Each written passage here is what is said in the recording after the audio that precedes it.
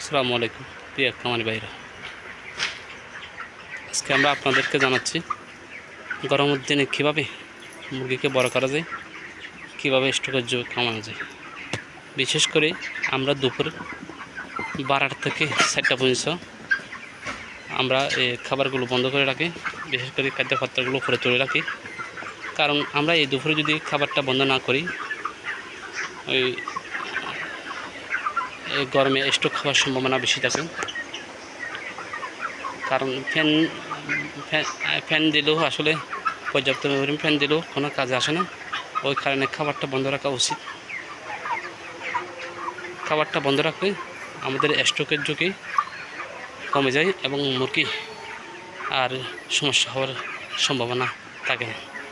ওই জন্য গরমের দিনে ঝুঁকি কমাতে গেলে আমাদেরকে দুপুরে খাবারটা বন্ধ রেখে মুরগিকে বড় করতে হবে। আজকে এই পর্যন্ত, আল্লাহ হাফেজ।